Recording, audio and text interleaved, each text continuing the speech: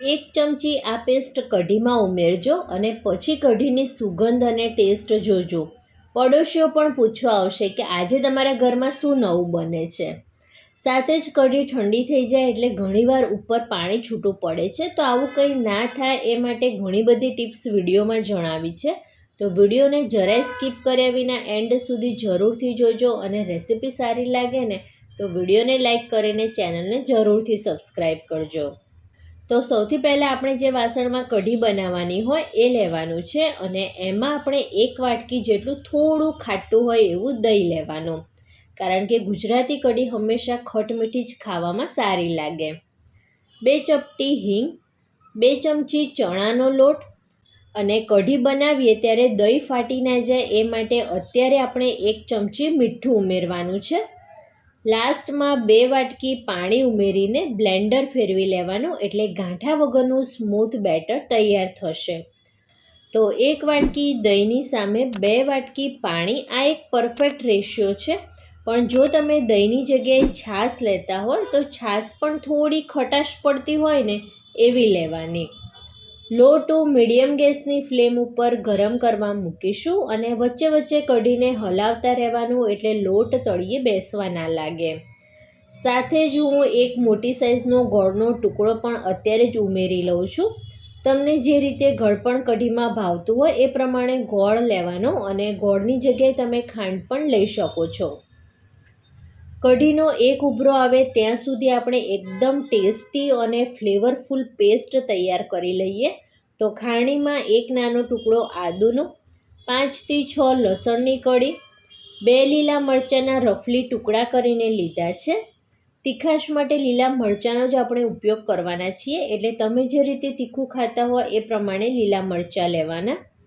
1 ચમચી જીરું, પેસ્ટના માપ પૂરતું મીઠું ઉમેરવાનું છે, એટલે એકદમ ઝીણું વટાઈને તૈયાર થશે. 5 થી 6 મીઠા લીમડાના પાન અને મુઠ્ઠી ભરીને લીલા ધાણા લઈને એકદમ ઝીણું વાટી લેવાનો. તમે મિક્સર જારમાં પણ પેસ્ટ તૈયાર કરી શકો છો, પણ ખાણીમાં જે અધકચડી પેસ્ટ તૈયાર થશે ને એની ફ્લેવર જ કઢીમાં ખૂબ સરસ આવશે. એટલે બને તો આ રીતે વાટીને જ પેસ્ટ તૈયાર કરજો. અને આ તૈયાર કરેલી પેસ્ટથી કઢી એટલી સરસ ટેસ્ટી તૈયાર થાય છે ને કે 100% 2ની જગ્યાએ 4 વાટકી કઢી પીવાઈ જશે. એટલે જો તમે આ રીતે કઢી બનાવો ને તો વધારે જ બનાવજો, ઘરમાં બધાના ભાગમાં આવે, નહીંતર ઓછી જ પડશે. કઢી સારી એવી ઉકળવા લાગી છે તો તૈયાર કરેલી ગ્રીન પેસ્ટને આપણે ઉમેરી દઈએ. સારી રીતે મિક્સ કરીને મીડિયમ ગેસની ફ્લેમ ઉપર 2 થી 3 મિનિટ માટે ઉકળવા દેવાની છે. અને હજી આપણે કઢીનો ટેસ્ટી એવો વઘાર કરવાનો બાકી છે, માટે વિડીયોને એન્ડ સુધી જરૂરથી જોજો. અને રેસીપી તમને થોડી પણ ગમી હોય અને યુઝફુલ થાય એવી હોય તો વિડીયોને લાઇક કરીને ચેનલને જરૂરથી સબસ્ક્રાઈબ કરજો. સાથે તમારું નામ પણ મને કમેન્ટ બોક્સમાં જરૂરથી જણાવજો. તમારી કમેન્ટ વાંચીને મને ખૂબ આનંદ થશે. વઘારિયામાં 2 મોટી ચમચી જેટલું ઘી ગરમ કરવા મૂક્યું છે. ઘી ગરમ થાય એટલે 1 ચમચી રાઈ ઉમેરીશું. જો તમે કઢીમાં રાઈ ના ઉમેરતા હોય તો તમે સ્કીપ પણ કરી શકો છો. અડધી ચમચીથી થોડા ઓછા અધકચડા મેથીના દાણા લીધા છે. આનાથી કઢીમાં બહુ જ સરસ ટેસ્ટ આવે છે, એટલે તમે પણ જરૂરથી ઉમેરજો.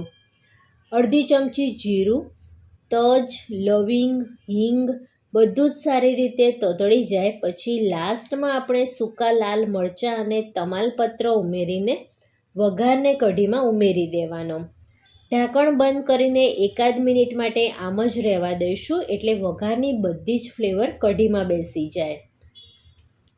1 મિનિટ માટે હજી આપણે કઢીને ઉકાળીશું. અને જો તમે પ્રોપરલી કઢીને ઉકાળશો અને બેસનનું મેઝરમેન્ટ અહીં બતાવ્યા પ્રમાણે જો તમે લેશો ને તો કઢી તમારી ઠંડી થઈ ગયા પછી પણ ક્યારેય પાણી છૂટું નહીં પડે, એકદમ એક રસ જ રહેશે.